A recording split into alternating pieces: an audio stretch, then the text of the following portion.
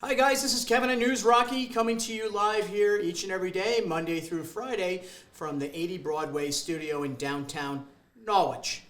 They love it when I say Norwich. Hey guys, today's episode is really recognizing the month of February as something special across this country, Black History Month. So today, like many days this month, we're going to have folks that want to come in that I know personally or I've met through my travels in business or politics and talk what it really means to that individual about being black in America during Black History Month.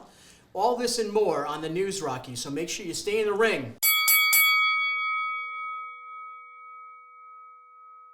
Guys, welcome back to News Rocky, and as I said in the opener, we're going to be having a really laid-back conversation with our guests today, somebody that I've known for over 30 years, someone that I think is a really positive representation of an individual who grew up in this country, comparable age to myself, experienced things that I don't know, quite frankly, how much I compare to my upbringing and his. I do know we have love for each other and appreciation. We disagree, we agree. At the end of the day, though, we're here to talk about Black History Month and what it's like to be black in America. Tywan Jenkins, welcome to the News Rocky Show. How are you? Hey, what's up, Kev? How you doing today? I'm good. I'm good. Yeah, so welcome to the show. As I said in the opener, this is News Rocky is the show that kind of takes on news, fake news. I love doing interviews, so the part of the thing, and the producers let me do it, is I want to have that conversation with people. And I think there's no more important conversation in our country today than the racial divide. Right. I think it's a serious thing. Let's just sort of start off with you. Age, background, sort of where you grew up. Tell me a little bit about you, Tywan Jenkins. All right.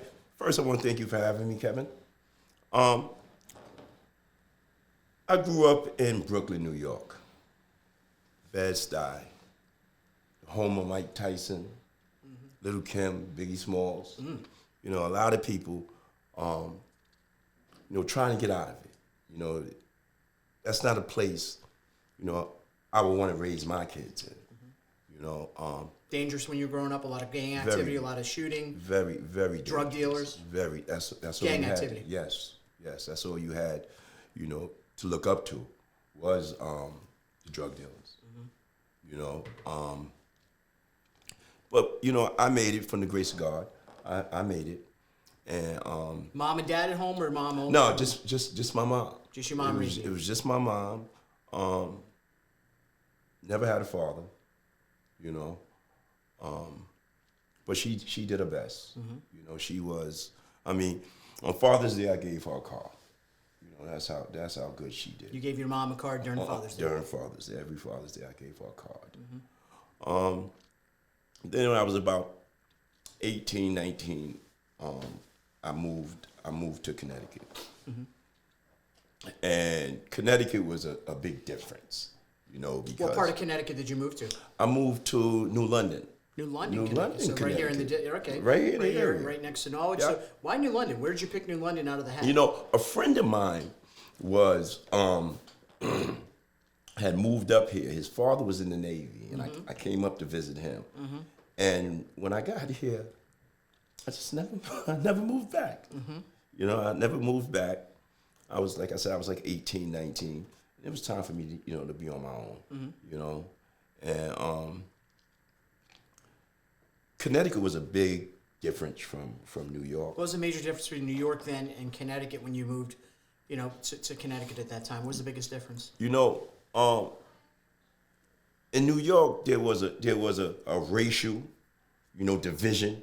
That was really, really rough.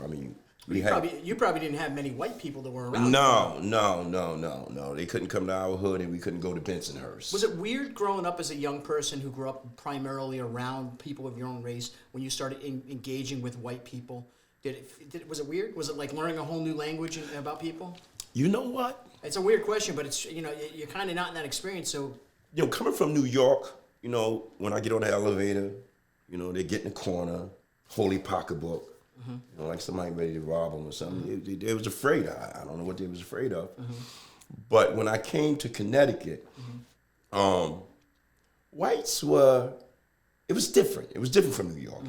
There was a lot of interracial relationships. And I really, really had the opportunity to see that they're just like me. You know. So white people aren't as evil as they say we are. No, not all. I mean, there's evil black people, there's evil Spanish people, there's evil white people. There's just evil people, and now I look at it as just good people and evil people. You know what I mean? I don't really see no color, and I can't, because I came up here and my first wife, we were married 22 years. We have 3 beautiful kids, and they're interracial. You know, so that changed me with her side of the family. You know, her grandmother, her aunts, her cousins. I mean, everybody always showed me love. Always try to embrace me. But at the time, I didn't know how to let, to let my guards down, you know. But it worked out. How'd you survive when you got here? How did I You survive? turn that off. Oh, This is the great part about live shows here. my bad. When we don't do the warning. Oh, that's my It's all daughter, right. too. That's all right. Maybe turn the volume off. Keep it right on Yeah. the thing and just turn it right off for us. Okay. So again, we're watching News Rocky, and unfortunately, our producer out there didn't warn our guest today to turn his phone off, but that's okay. I apologize. Keeps it real and live. All right, so that's okay. We'll get by with no issues. So you're kind of telling the story about, you got here from New York. You're in Connecticut. You're a black male who comes to a new community. How do you survive when you first get to the community? What are you doing to do your thing? You know, when I first got up here, I realized, right, that because in New York City, I never ever was involved in drugs or the drug game or anything like that. But the poverty place here in New London, it really wasn't like New York, you know. So I wind up, making some bad decisions and running off with my mind, thinking that I'm gonna become rich. Nino Brown. Yeah, Nino Brown. yeah, really. You Nino Brown. Yeah, I thought I was gonna be Nino Brown. But it was the era of that whole setting back then. The That 80s, was the 90s. That was the 90s. Right. That was the 90s. Right. And the two things that I really learned from was, one, I wasn't going to be a rapper, and two, I wasn't going to be a kingpin drug dealer. Then I started to get someplace. Took you a while to learn that? Yeah, it took me a long time. Did you think you were going to be a rapper? At one time, I did. So that's because, and you mentioned this in the beginning of the conversation, and guys, you're listening to News Rocky. We're talking about, the upbringing of a young black male from New York City in the hardest parts of the city, finding their way to the suburbs, sort of Right, New London exactly. County, and having that different opinion, but also being brought up, as you said, Biggie Smalls, Little Kim, Mike Tyson. This was an era back then when people was wearing big gold chains. Yeah. Big tires, spinners, Yeah. the whole 9 yards was all about the flash. MTV Right. was hot. Everything is driven by how much we think about reality TV shows today, Right. Ty. We look at, the Kardashians, they're on a different level. Back then it was like, street level people that Right. got rich fast. Yeah. But didn't know how to keep it. Didn't know how to keep it. What's the biggest lesson you learned from the hustle? For me, the more that I took, the less that I have. And now I'm a giver. And the more that I give, seems like the more that I get. And that's the beautiful thing about it. You found your way. Yeah, I found my way. You have any regrets about things you've done? You know what? No, I don't. Did I do some wrong things? Yes, I did. Do I regret it? No, because everything that I've been through shaped me to who I am today.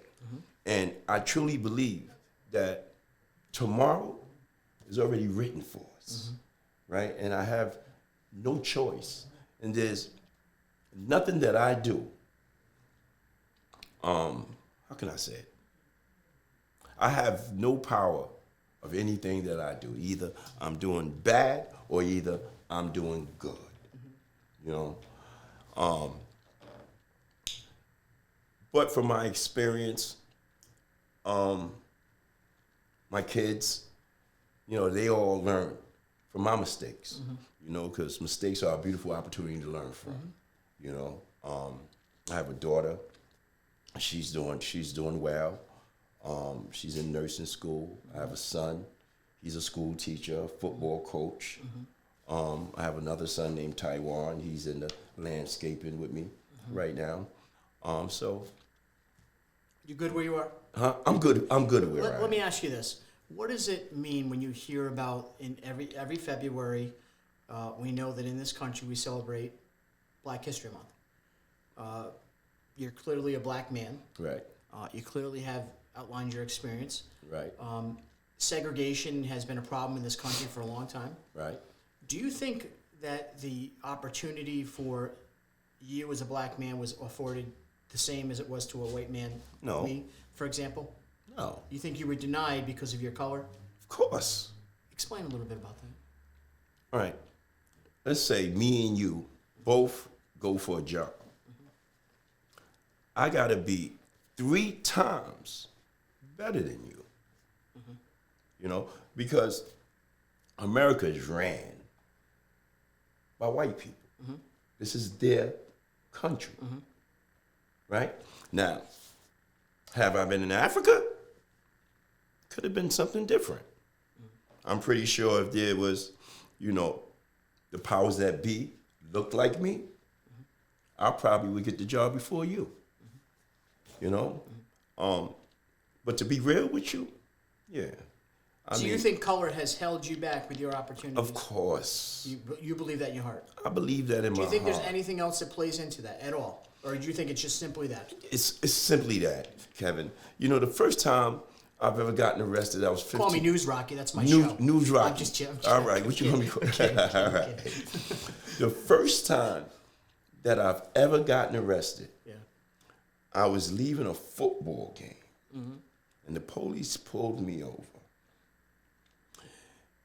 And they said I fit the description of somebody that just snatched a pocketbook or something. I've been snatching pocketbooks in the hub. And I heard one of the cops tell the other cops, I'm not going to do the cat and chase thing. And they arrested me. Right? And at that point, when I got arrested, I had really thought, and it made sense. You didn't do the crime? I didn't do the crime. I really didn't do the crime. I believe that. Right? And I was thinking to myself, at 15 years old, it made sense that, man, I'm getting arrested for it. I'm going to jail for it. All right? I got the prosecutor, before he even asked me, did I do it or not? He's giving me an offer. I'm like, you know, what is this? So I might as well go out. That was your introduction to the system. To the system. The system is broken. It's broken. Yeah, the system is broken. Right. But you have to, so let me, Black History Month to you, what's Black History Month to you mean when you talk about you as an American? Right. You as a young, African American, I don't know if you go by that, if you want to be a Black American. Right.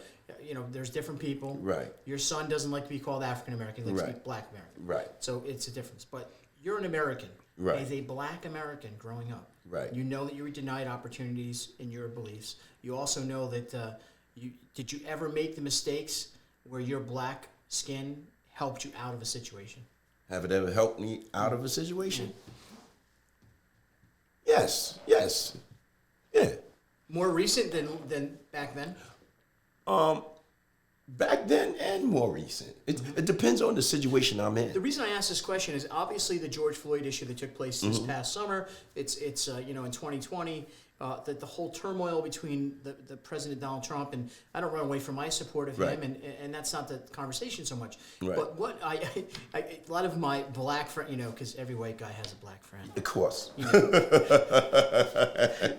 So a lot of my we were actually in Mystic one day with a couple of folks that we were doing some shows down there, and 2 black guys, myself, were sitting on the street corner right in downtown Mystic, and every white liberal that walked by would trip over themselves to say hi to him. Really? Yeah, because it feels good. Right. You see, here's where I think one of the mistakes that we have in our country is we do things sometimes because socially we're told we have to do it. Like, right. I don't think correcting the pathway of our racial divide Mm-hmm. is actually the pitch that's been given by politicians, news media.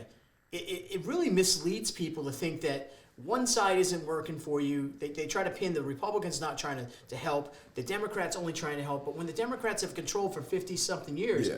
and you're still feeling the same pain, Yeah. where's the broken promise? You I'm know, just saying, I'm not trying to put words in your mouth. We're just having a conversation. It's for me, it's picking the lesser of the evil. I just said that in a previous show. You know that for I me. just said that in a previous show about the know, lesser of two evils. It's just the lesser of two evils, exactly. But, you mentioned something about the George Floyd. I was very surprised to see how many white people came out for the cause. Oh, there's more white people involved in Black Lives Matters Exactly. than black people fighting that fight right now. Exactly. Across the country. Exactly. That's the reason why they didn't pull the planes out and start spraying bullets. It was too many of their people on the ground. Right. Too many white. Yeah, too many white people on the ground. But that's what it's about, though, man. That really made me happy. I mean, it made me cry. This across the world. You been handcuffed before? Yes, I've been handcuffed. When you saw George Floyd on the ground, and you watched for under 8 minutes, what were you thinking in your head? That was sad. I wouldn't do that to a dog. Regardless of what he was as a human. Right. There's been many stories that he was not. What doesn't I said- matter. What'd you feel right then? Right then, I felt that. When I looked at George Floyd, you know what I seen? I seen my face under that man's knee. That's what I seen. I seen my son's face underneath his knee. You understand me? That's what I seen. I seen my uncle's face under there. The people I love face. That was sad.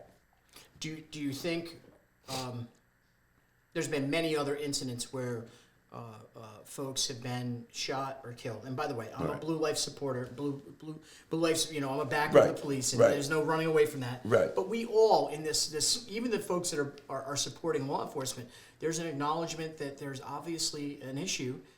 Black males, for society issues, are predominantly have engagement with law enforcement. Exactly. And when you have more engagement, you're going to be more susceptible to that engagement's going to lead to either violence or, in some cases like this with George Floyd, obviously a fatality. Now, that police officer was 100% wrong. Right. Exactly. Nobody's I have not heard one person defend him. Right. And I don't think anyone in the world would. No. But I think the society we live in today, do you think people take advantage of amplifying those situations, as tragic as they are, for their own causes? Yeah, I do. What do you explain a little bit about that? I do. I've never heard so many people speak about white privilege. I mean, since Donald Trump has been in office, and there's some good things I like about Trump. Trump is from New York. I'm from New York. All right, there's some good things I like about Trump, and there's some bad things I like about Trump. Shit, the entire rap industry up till 4 years ago loved that man. The entire industry loved Donald Trump. Did they? Yeah, because everyone wanted. There was how many rap videos, rap songs about trying to be Trump. I mean, that's exactly. He's in a lot of that cultural sort of upbringing that you and I, at the same age group, experience. Right, but see, I've known Trump from years and years ago. You've bumped into him? Huh? Yeah, I bumped into him. I've seen him. Dude, I've seen him a million times. He's a big dude. Yeah, I had a couple of my friends. They were framed with the Central Park rape. You ever heard of that? Sure, I do. All right, and Trump financed all that. And them boys never did it. They just found out about 4 years ago that they all was innocent. Yeah. Every one of them was innocent. So you grew up with those guys? Yeah, I knew all of them. I knew every one of them. I knew all of them. So talking about Black History today at News Rocky, we have Tywan Jenkins with us, our guest, giving his perspective as a black male growing up in this country. I don't think I've heard from Ty that he's perfect. I don't think that he's ran away from responsibility. He's given his own personal observation. And you folks watching News Rocky, I want you to hang in here. I know a lot of us are conservatives on this show, and we tend to hear this conversation and automatically think, bullshit. We're not going to correct this problem in this country, this racial divide, without having conversations with each other. Right. Even if they're uncomfortable, folks, we need to have them. Right. But there's not bad white people. There's a lot of good white people. I was just stuck and leisured. Were you ever racist against white people? I don't think we can be racist. I don't think a black person can be racist. I cannot like you because you hung me for a tree. I cannot like that because that wasn't a nice thing for you to do.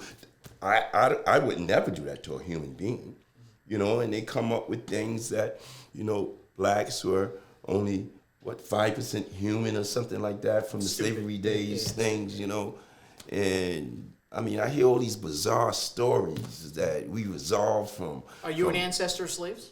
Well, yes, I am. Your history comes to this continent, this land, through Africa as a slave. Yes. We didn't come from Africa.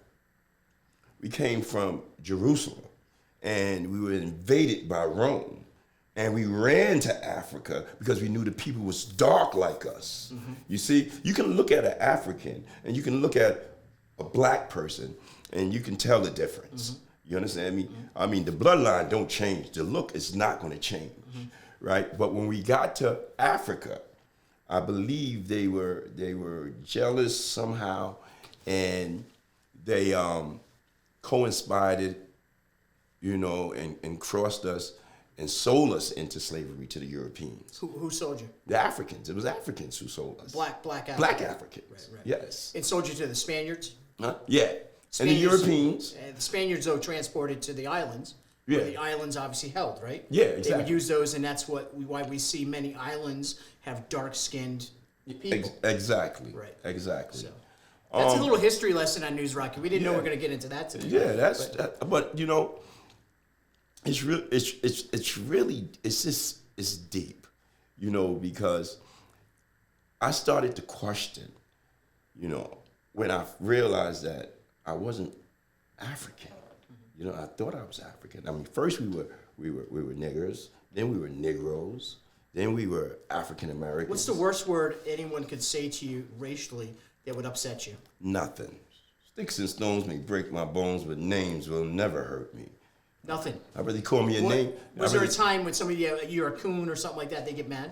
I'll turn back and say, you're a hunky. You know what people are confused about? How can Kevin just say that so smoothly like it don't matter? Because I am that person, because you know what? If you can have an honest conversation, people can understand why you're talking that way. Exactly. See, the people that go, you're a coon? You know what I mean? Yeah, exactly. But what it is people need to talk to people. There's a lot of white people that just are afraid because of the media. Right. A media don't show, the good things that we do. Do you think the media, and you bring that up, Ty, and I want to ask you, and we're going to get back to a little bit more about Black Lives Matters and also the connection to, obviously this month is Black History Month, and this is a very, very important part of our history of our country. Right. But do you think, in reference to the media, do you think there's a purpose behind their divide? Do you think they purposely need to keep things going this way? Of course. They got to sell radio. You into this? They want to see CNN.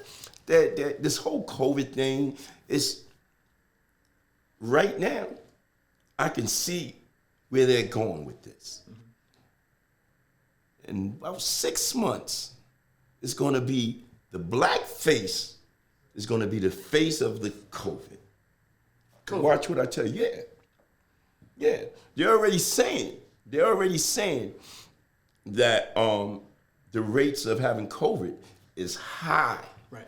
And the poverty. Well, aren't they saying that in general when you talk about health, you have health issues, which have always been identified as folks of as you said, poverty, but more so when you break it down racially. Right. Unfortunately, racially, it breaks down where blacks are higher propensity for, sicknesses and health issues. Right. Maybe denied health care. Right. That was Barack Obama's big thing. Did you like Barack Obama, the president? You know what? You know what? Was he your president? Was he? No. Did you recognize him as finally I got somebody who looks like me? No. That got to office. No, Acts like me? because I know better than that. I know who stands behind him. He's just the face. That's just to soothe us. You know, that's the oldest trick in the book. Can't fool me with Barack. He's gonna do what the bigger people want him to do. You know. Could he have done more in his presidency? Of course he didn't have the power to do that. But he talked about it. Yeah, he Could talked he have about done it. more for a racial divide in this country? No, I don't think so. It's not his shot. It was his turn to sit in the chair. That's all. They chose him. And give us that smile. They chose him. Yeah, because that soothed a lot of black people, right? But see, I know better, because I'm not just gonna watch what you say. I'm gonna watch what you do. And he did absolutely nothing. Do you think he benefited the black communities throughout this country? No, I don't think he did. So we're coming into a presidency after Barack Obama. We get into, and this is news, Rocky, so we're going to bring it all together. You go into the Donald Trump era. You said you knew Donald Trump. And your words, he funded, and there are documentation that actually defends us, the Central Park rapists that were accused, prosecuted. Yeah, he played a big part in that. And he funded it. Yeah, he played a big part in that. And do you think that was racially motivated by Donald Trump? Of course it was. Do you think Donald Trump's a racist? I can't say that he's a racist because Donald Trump, he's done some good things.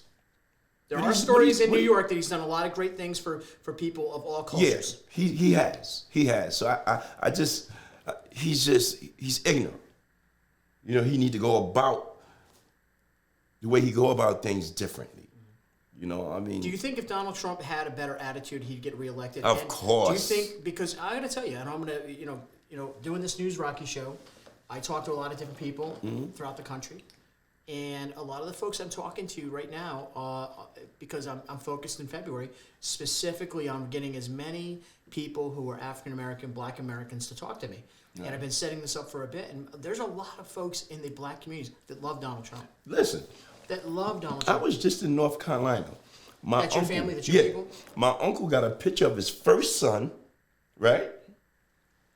After his first son, there's a picture of his grandson, and then there's a picture of Donald Trump on his wall.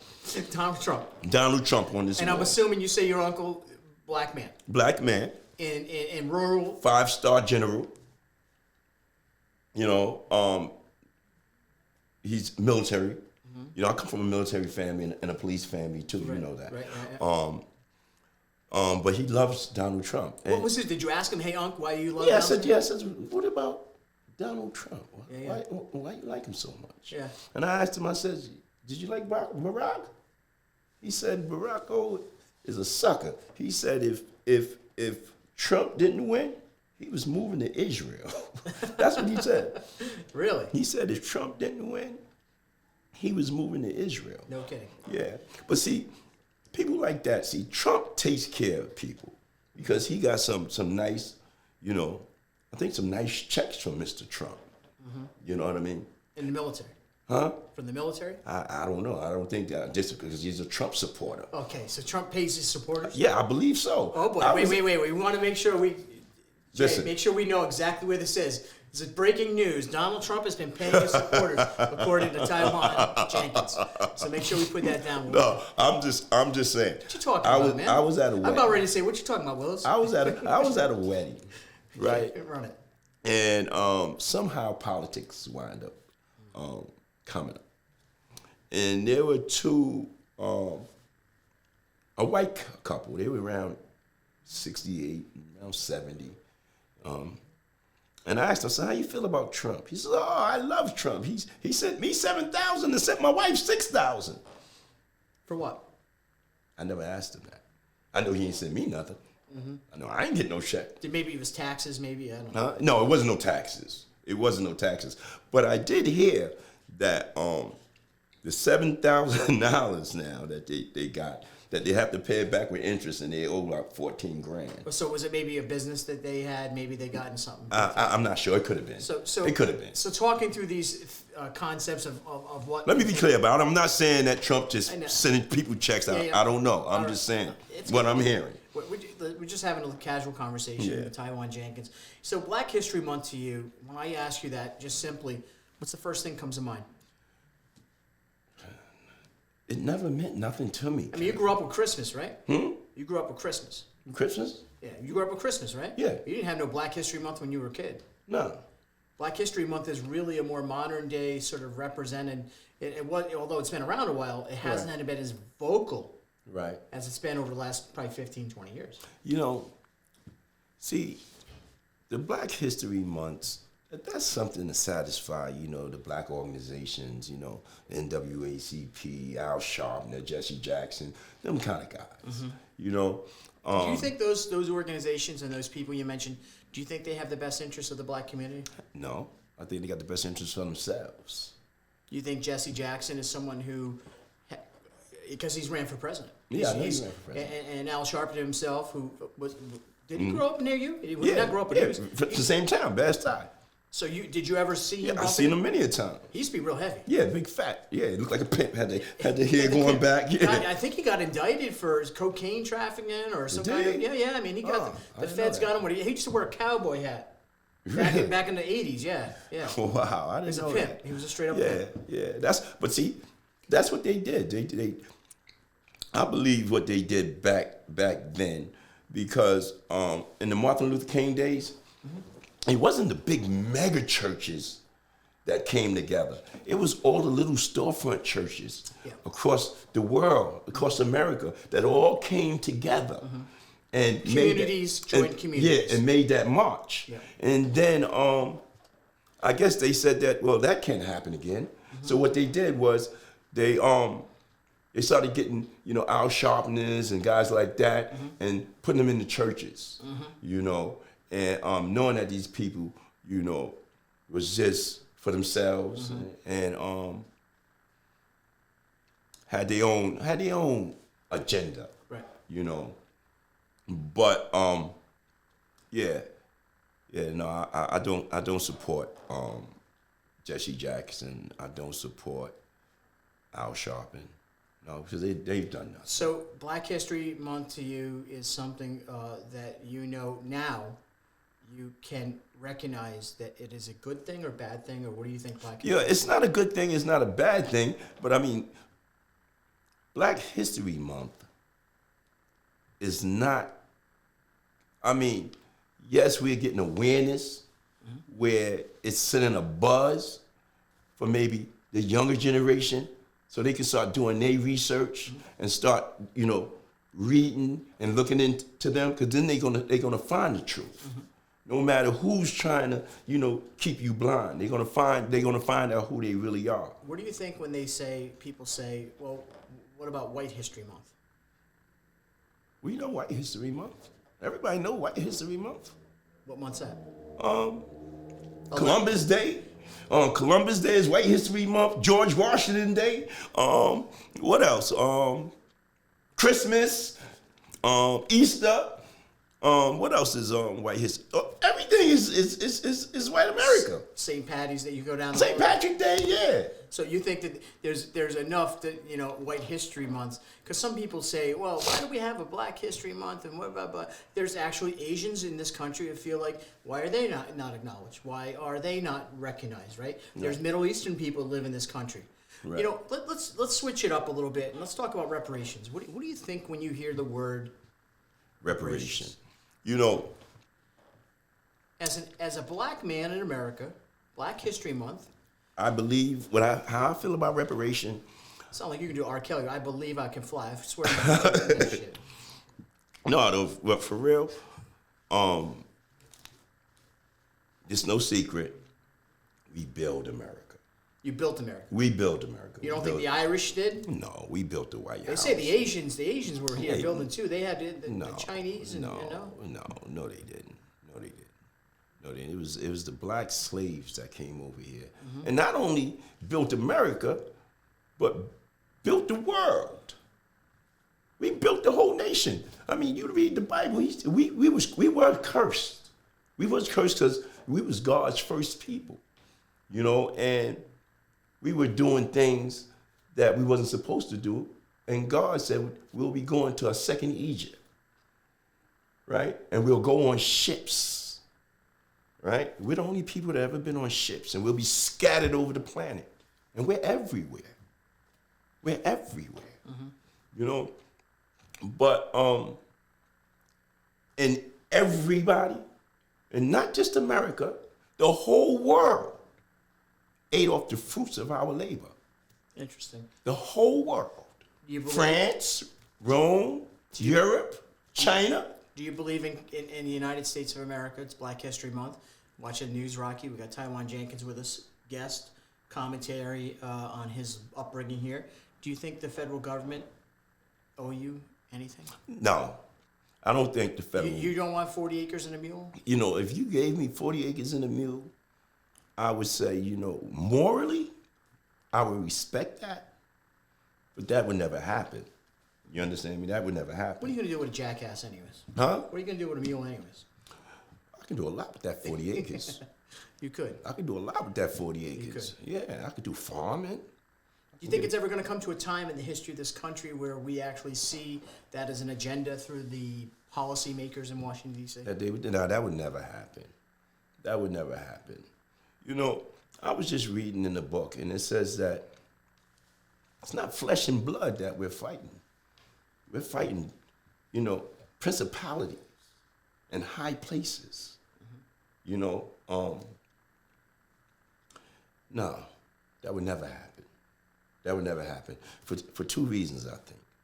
I think for one reason, that would start to unite us, and I think a lot of white people would think that if we ever got in a position where everybody was just equal and eye to eye, that we would take advantage of that, and we'll probably, you know, do to them what they did to us.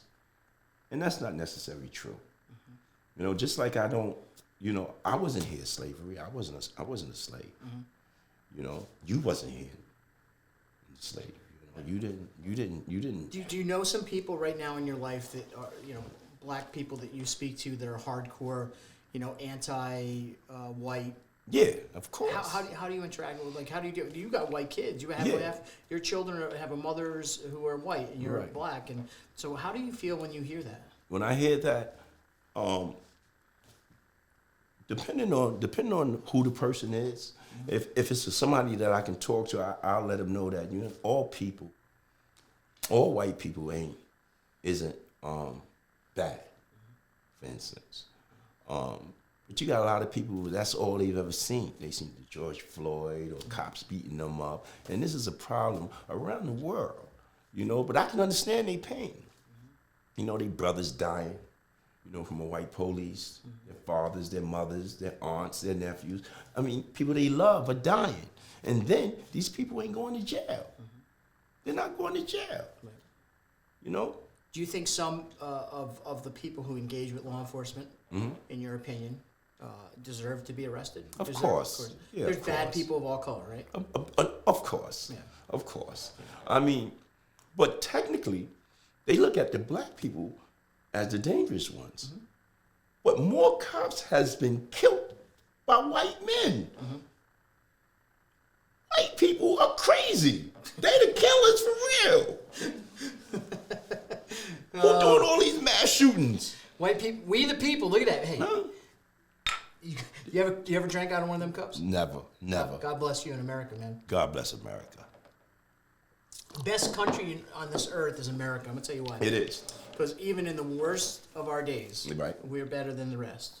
We are. You are. We are. Even on the hardest days we face, the challenges of this country and the historical facts will always prevail, that we actually as a people will figure it out. Exactly. You know, 9/11 hit. You had people and family. Exactly. My mother got a check because the smoke messed up her curtains. That's how close she was to that. On the Lower East Side of Manhattan. You'd lose anybody you knew to 9/11? A lot of people. A lot of people. Do you remember 9/11? Of course I do. I was there the next day. Do you remember the feeling across this country, how we all united? Everybody united. Didn't mean about color. It was a beautiful thing. I don't even think anybody got arrested in them 3-4 days of that week. No, it was. Everybody was just upset and angry. Right. You know, and everybody came together. It's sad that it takes tragedy Yeah. to inspire that. So we covered a lot of topics here on News Rocky, and I think are we getting close down to the wind down? Where are we at? Oh, okay. So, I think when you look at this conversation, I appreciate you coming on. Thank you. Thank you And for having I me. think it's just a soft conversation. This really isn't drilling down on the news of the day. But see, I think it does have something to do with what's going on in our country. And I think the reality of what we're dealing with when we talk about the divide Right. between races in Right. this country, between economics in this country, until we can actually have that conversation up front, Right. the politicians will sell us dreams each and every Exactly. I say year, but it's every couple years. They come out, they would need your donation, they need your signature, and they need your votes. vote. Yeah. And when they get your vote, where are they? They're gone. There you go. They're gone. We in this country need to have an uprising. An uprising, I believe, needs to take place in the voting box. Exactly. I think we need to start getting people who run for office, just like our founding fathers in their imperfect world that they Yeah. lived.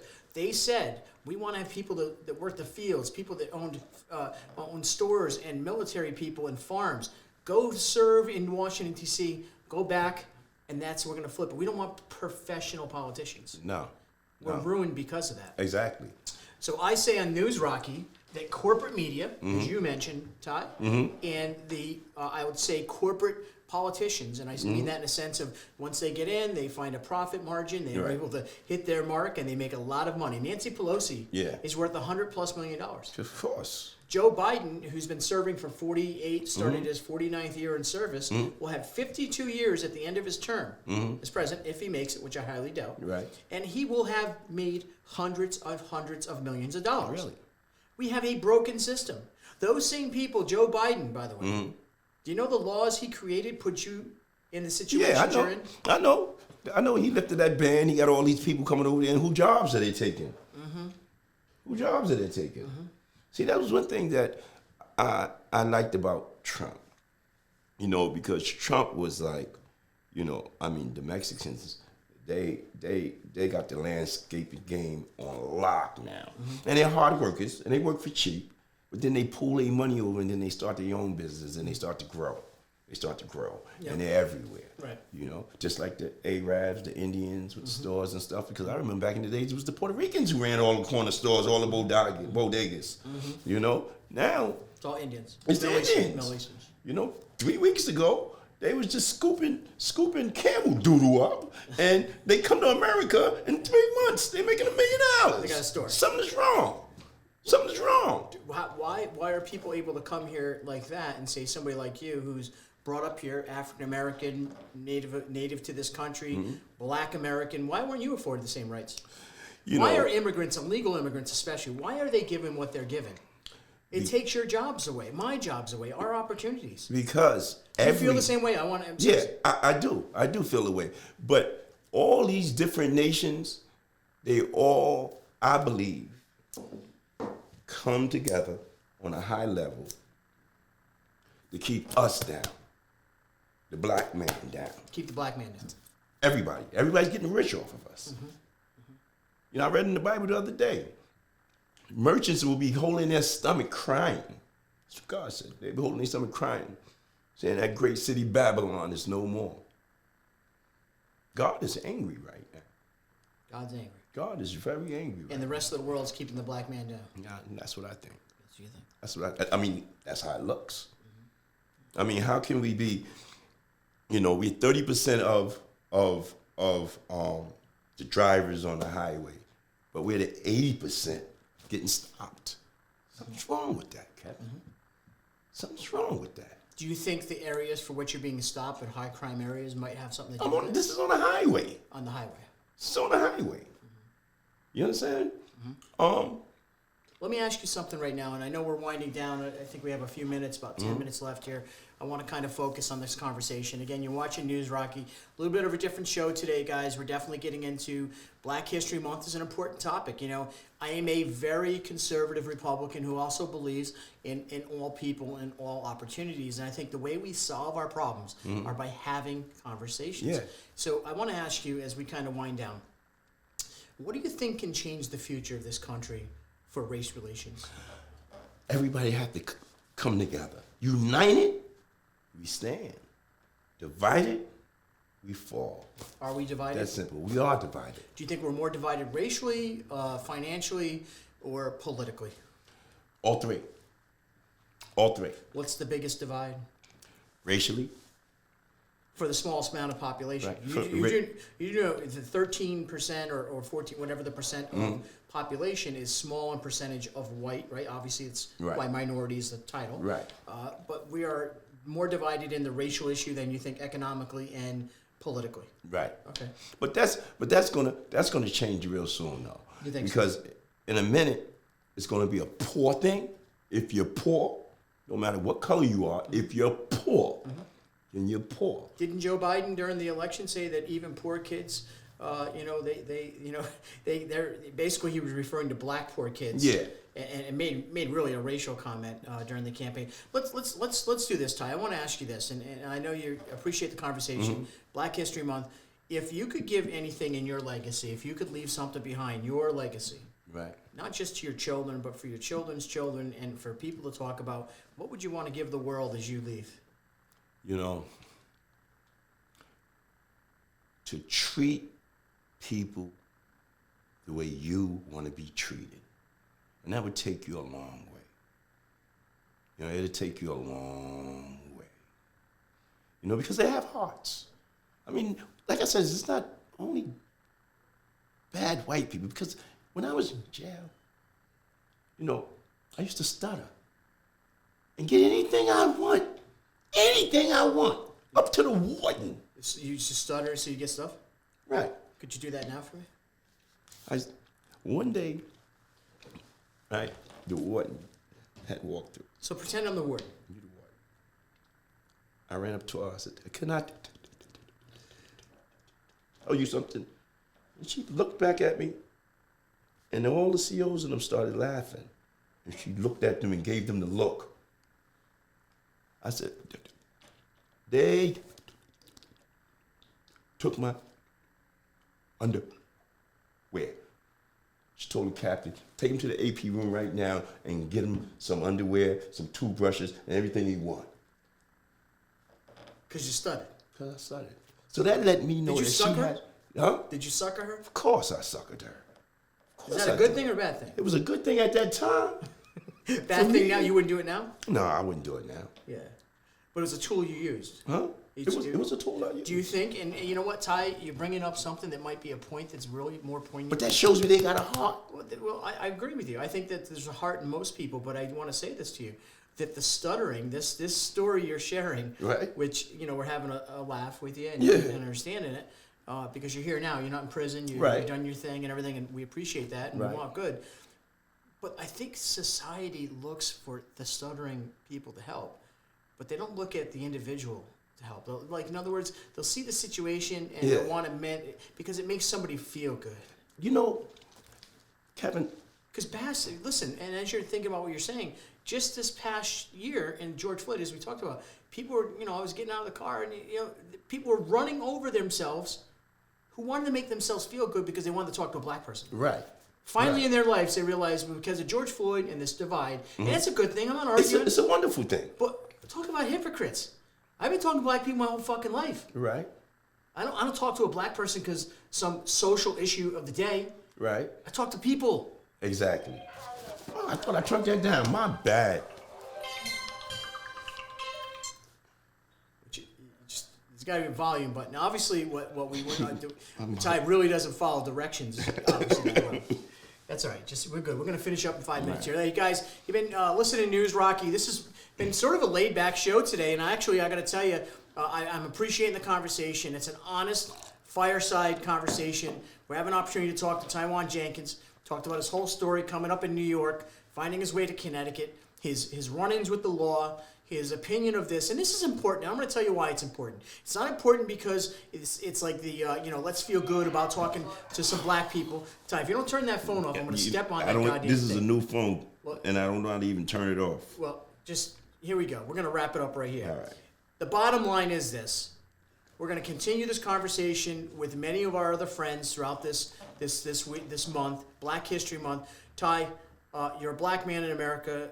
You have every opportunity, and if you're ever denied an opportunity, you kind of reach out to us. We'll be the champion for you. News Rocky's not going to tolerate racism. Right. I still stand by our country. I believe in our country. I believe America's the greatest place on earth, and I think it gives us the opportunity, like we are right now.